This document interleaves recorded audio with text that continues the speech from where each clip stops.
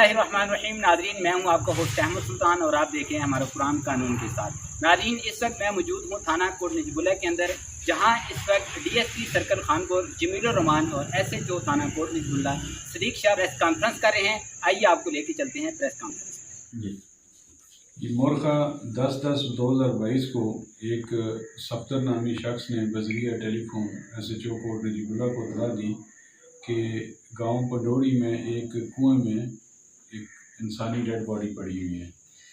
तो इस इतलाक पर एसएचओ साहब वहाँ मौके पे गए।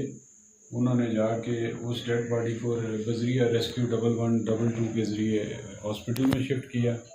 चूँकि इनिशियली इसकी कोई आइडेंटिफिकेशन नहीं थी, तो इस नाश की आइडेंटिफिकेशन के लिए इन्होंने सोशल मीडिया पे उसकी पिक्चर्स वगैरह शेयर की।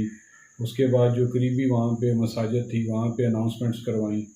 तो उस दौरान एक शख्स जो मोहम्मद मसूद वल मोहम्मद शफ़ी, वो मौके पे हॉस्पिटल में आया और उसने आके इस नाश को शनाख्त किया और बताया कि ये मेरे भाई ज़हूर अलाई की डेड बॉडी है।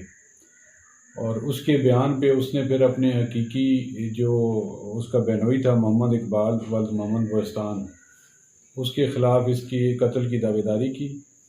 दावेदारी के बाद जब उसका पोस्टमार्टम हो गया तो डेड बॉडी उनके हवाले की गई और फिर जिस बंदे के ख़िलाफ़ उसने दावेदारी की, जो उसका सगा बहनोई था, उसको लोकल पुलिस ने अरेस्ट किया, इधर आके उसको इंटरोगेट किया।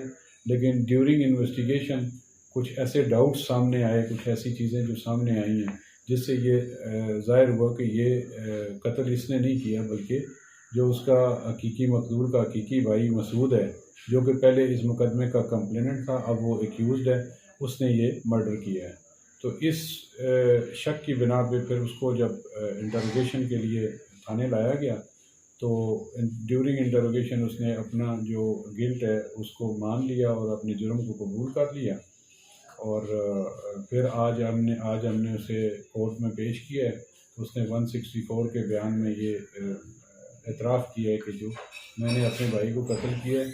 वजह अनाद ये है कि इनकी जो वरासती जायदाद है वो ये सारी लेना चाहता था। बहनोई के ख़िलाफ़ इसने इसलिए दावेदारी की कि बहनोई इसके कत्ल में जेल चला जाएगा और भाई को ऑलरेडी ये खुद मर्डर कर चुका था और अभी बाकी जो जायदाद थी वो इसका मालिक खुद बनना चाहता था।